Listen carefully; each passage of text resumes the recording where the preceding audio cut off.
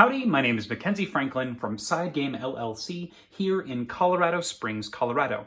Today we're going to be looking at how to organize Adventure Tactics Domianne's Tower by Letterman Games.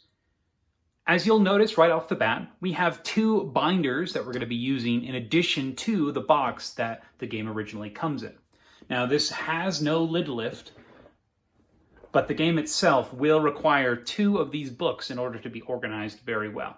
Now remember, the whole premise of this is to get the game going quickly and well organized so that when you play, you can quickly get the things you need to actually join in the experience so there's not a lot of downtime here. This is a fully upgraded version of the game. We have the miniatures, we have all our cards sleeved, and we have organizers and all the expansions and whatnot that are included. But the organizers that we're going to be using are from Dollar Tree. Without further ado, let's get started. So first off, you have the two binders. Now in the binder here, you're going to organize your attack cards in alphabetical order. Whenever you level up in this game, you're going to be looking for specific cards. This way, you know exactly where to look for them. So everything is alphabetical. It's easy to just go in and find what you need. In addition to your upgrade cards here for your heroes, you also have your reward cards for your villains, once again separated alphabetically. In addition to that, at the very end of this section, you have story, events, and dice upgrades that you may earn as you play.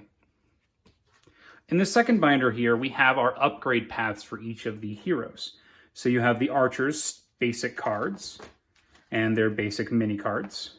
You've got the cleric's basic cards and basic mini cards, fighter, and as you keep on going, you'll see that each character, the base 5, are in this book. Now, in addition to those base 5, you have the upgrade paths. So you have your assassin, your barbarian, and these are also going to be in alphabetical order. And we give enough room so you can see each card very clearly. And these little tiny cards, they fit really nicely to a page. So we do use the Ultra Pro binders here, and they work very well for their purpose. Bishop, and so on and so forth. And that's all of the characters. You even have the additional rules card if you're going to be getting that expansion with the Magic Blade and the Time Mage. So those are the two books of cards. Now this game, if you're aware, it has a lot of cards, so that's not everything. So let's go ahead and jump into what's in the box here.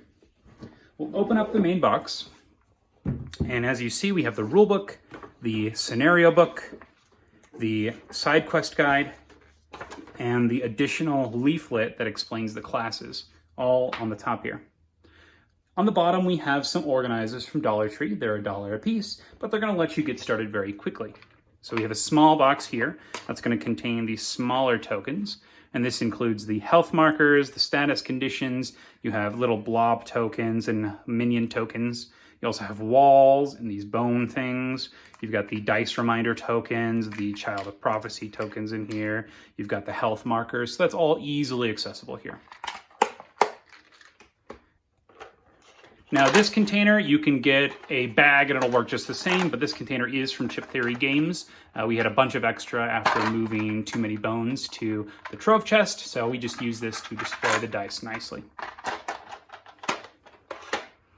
After that, you have another organizer from Dollar Tree, and inside you have your current characters that you're using, some large wall tokens. You have the initiative tokens. These are really cool, the poker chips.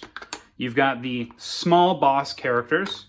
You've got the different enemies that are going to show up in different scenarios, separated by groups. You can add bases to some of them. I like putting them on the goblins because you use them a lot. And then you can leave the additional bases off so that you have some just in case some characters don't have them.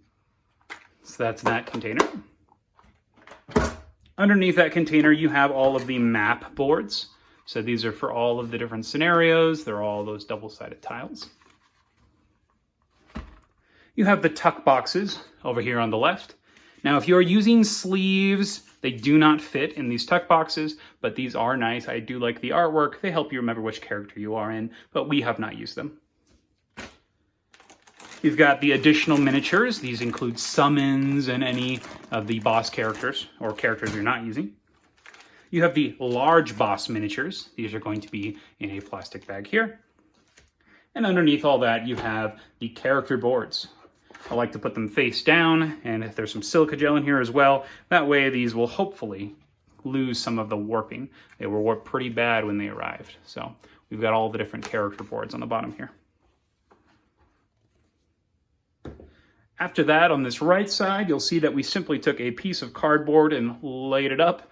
It's actually a pizza box here if you look at it on the bottom side, but it does its job well. So yeah, it's a cheese pizza, but don't tell anybody. If you have it bent here, you can simply slide it under and it becomes a nice wall that will get a divider for all of your sleeved cards. So you can put your cards sleeved here, and the organization itself comes with these dividers, which is super nice, so you can easily track what goes where. So very helpful for deciding or for dedicating which cards go where. You can alphabetize these as well, but these are going to be things like your basic moves, your basic attacks, your enemy decks, anything that's not in those binders. So I'm not going to go through all of those, just know that the rest of the cards will be in here, including the active character decks, the directional cards, and then over here on the right to kind of help with some of the space, you're going to put those large bases as well. So that's all of the additional cards in the game. And that's it. Without further ado, let's go ahead and pack this thing up and see how long it takes us. So starting now. So we've got the base boards here. We've got the terrain boards next. Put those there. We've got the large bosses, the miniatures you're not using. You've got the tuck boxes. Got the Dollar Tree organizer. You've got another dice container and another Dollar Tree organizer.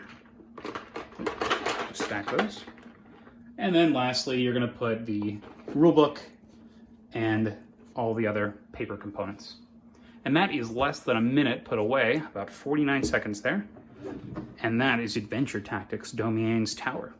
If you have any questions about this organization method and why we chose to do it this way, or if you have any organization methods that you like yourself, please let me know in the comments below.